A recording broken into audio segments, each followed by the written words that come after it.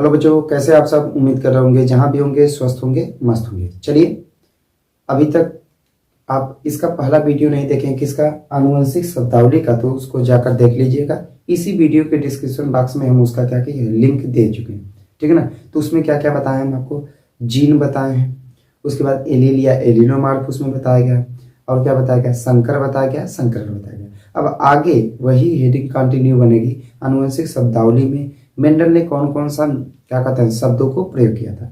अब सुनिएगा, हमने आपको संकर बताया था, संकरण बताया था। संकरण की स्पेलिंग होती है हाइब्रिडाइजेशन। हाइब्रिडाइजेशन को प्राय क्या कहा जाता है, क्रॉस भी लिख सकते हैं, CROSS। तो चलिए, बिना देर किए अगली हेडिंग स्टार्ट करेंगे। क्या, एक संकर संकरण, एक संकर संकरण, संकरण इसको कहा जाएगा mono hybrid cross, mono hybrid cross, cross. ठीक है ना। अभी आप एक ही हेडिंग देंगे, हम दो लिख रहे हैं, दोनों एक साथ समझेंगे। और फिर क्या होता है, द्वि संकर संकरण, द्वि संकर संकरण, संकर संकरण। ठीक है ना। इसको कहा जाता है dihybrid cross, dihybrid cross या डाई हाइब्रिड, हाइब्रिडाइजेशन भी लिख सकते हैं, हाइब्रिडाइजेशन भी यहाँ क्या करेंगे, लिख सकते हैं। ठीक है ना। अब एक संकर संकरण किसे कहा जाएगा, जब अगर एक जोड़ी लक्षण लेकर संकरण होगी तो उसको कहा जाएगा एक संकर संकरण। अगर दो जोड़ी लक्षण लेकर होगी तो क्या कहा जाएगा, द्वि संकर संकरण। एक जोड़ी का मतलब, जैसे हमने आपको 7 लक्षण बताया था, 7 जोड़ी लक्षण। एक कैसा था, लंबा, लंबा और मौना, लंबा और मौना, ध्यान दीजिएगा, लंबा और मौना। ठीक है कि नहीं। एक जोड़ी हुआ, 2 लक्षण हुए कि नहीं। फिर क्या था, गोल झुर्रीदार, गोल के साथ क्या लिया था, 7 जोड़ी लक्षण में, गोल और झुर्रीदार, झुर्रीदार। फिर क्या लिया गया था, पीला हरा, पीला और हरा, पीला और हरा। और क्या लिख सकते हैं, बैगनी और सफेद। 7 कैरेक्टर जो लिया गया था लिख सकते हैं, बैगनी और सफेद, सफेद। ठीक है ना। एक जोड़ी लक्षण लेकर अगर संकरण कराएंगे, लंबे का बौने के साथ, गोल का झुर्रीदार के साथ, पीला का हरा के साथ, बैगनी का सफेद के साथ। लेकिन द्वि संकर संकरण मतलब 2 जोड़ी मतलब कितना कैरेक्टर, 4 कैरेक्टर। 4 में कौन कौन सा लिया था मेंडल ने, लिया था गोल, और गोल के साथ क्या लिया था, पीला, गोल पीला, और लिया गया था झुर्रीदार हरा, झुर्रीदार क्या लिया था, हरा लिया था। ठीक है ना। यानी गोल के साथ झुर्रीदार और पीला के साथ क्या था, हरा था। 4 कैरेक्टर लिया गया था। चलिए, तो आप हेडिंग क्या बनाएंगे, एक संकर संकरण।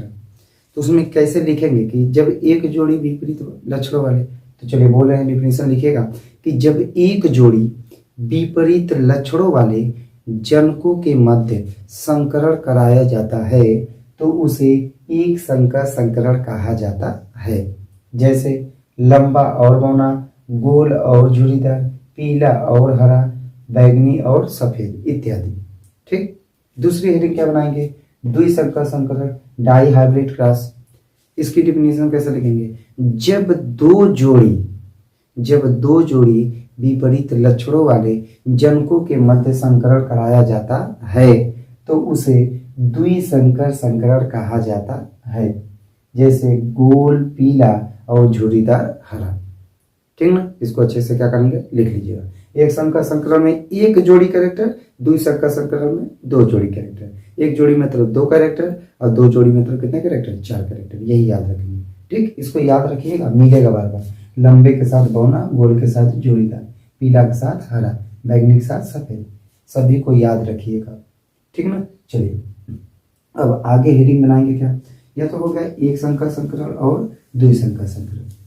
अब आगे क्या लिखेंगे, नेक्स्ट हेडिंग क्या बनेगी, देखिए।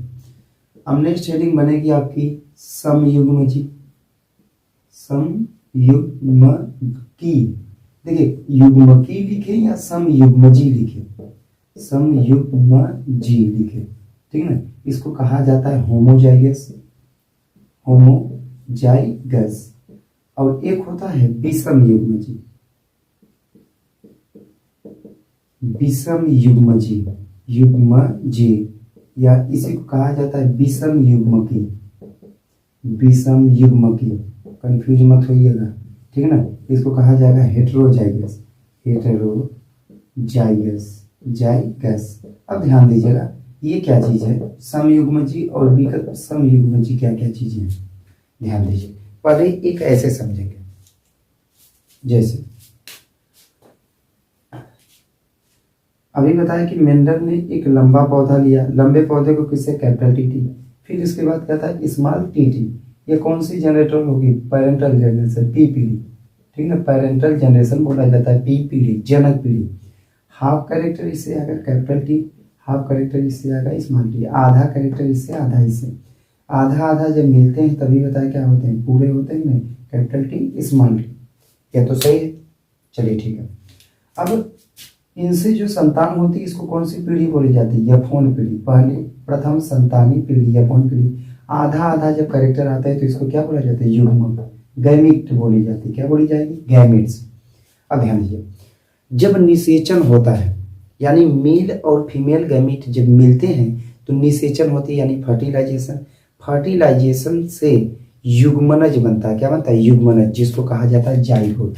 देखिए युग्मनज, युग्मनज, युग्मनज को अंग्रेजी में क्या कहा जाता है, जाइगोट कहा जाता है। तो ये जाइगोट ही होगा। इस जाइगोट के विकसित होने पर, ठीक है ना, बीज का निर्माण हो जाएगा, ठीक। तो अब इसी शब्द को लेना था युग्मनज को, इसलिए इसको बताना पड़ा युग्मनज ना। अगर यहाँ देखिए एक कैपिटल टी जीन है, एक कौन सा है, स्मॉल टी। अगर दोनों जीन एक जैसे हों, दोनों छोटे हों या दोनों क्या हो, बड़े हों, यहाँ तो एक छोटा है एक बड़ा है, तो अगर दोनों जीन देखने में सेम होंगे तो उसको क्या कहा जाएगा, समयुग्मजी। अगर दोनों जीन अलग अलग होंगे तो उसको क्या कहा जाएगा, विषमयुग्मजी। तो चलिए देखिए, पहले एग्जाम्पल समझेंगे समयुग्मजी विषमयुग्मजी के। जैसे कैपिटल टी टी हो जाए, स्मॉल टी टी हो जाए, कैपिटल आर आर हो जाए, स्मॉल आर आर हो जाए, कैपिटल वाई वाई हो जाए, स्मॉल वाई वाई हो जाए, ठीक है ना। और क्या ले सकते हैं, और भी हैं, टी आर आर, ठीक है ना, वाई वाई, ठीक है, इत्यादि। जितना कैरेक्टर ले सकते हैं ऐसे चलता चला जाएगा। इसमें क्या लिख सकते हैं, capital T small T, capital R small R, capital Y small Y, इत्यादि इत्यादि। अदर अपने से मान सकते हैं, ABCD कुछ भी मानना होगा तो मान सकते हैं।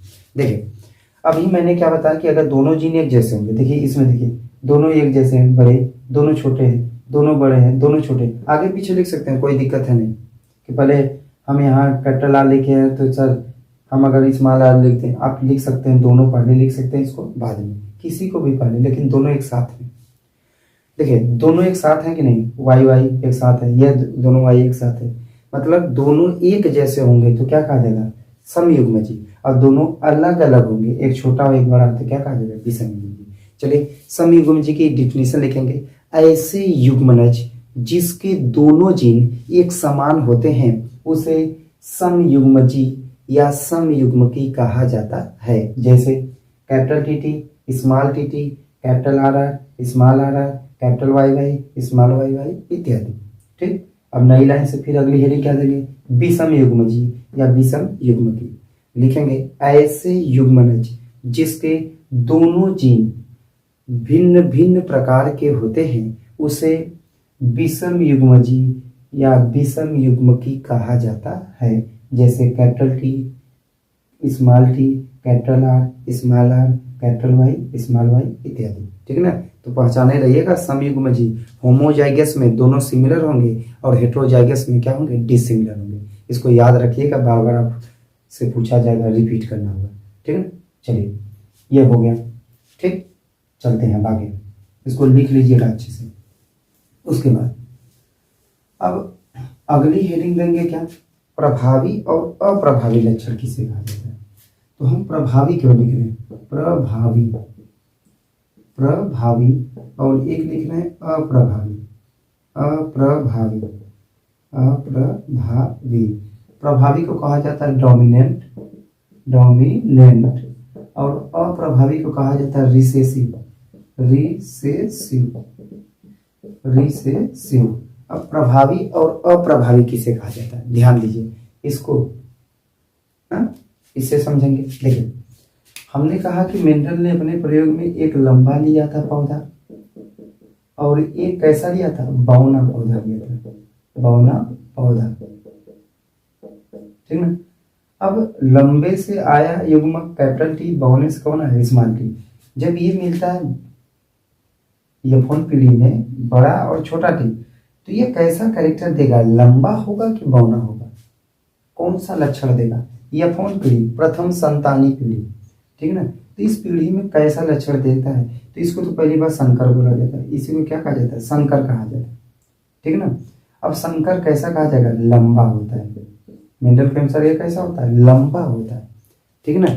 यानी अब बताइए, बड़ा वाला अपना लक्षण दे रहा है, छोटा वाला छिपा रह रहा है कि नहीं रह रहा, तो ऐसे लक्षण जो F1 पीढ़ी में दिखाई देते हैं उसे क्या कहा जाता है, प्रभावी लक्षण कहा जाता है। और ऐसे लक्षण जो F1 पीढ़ी में छिपे रहते हैं उसे क्या कहा जाता है, अप्रभावी कहा जाता है, ठीक है ना।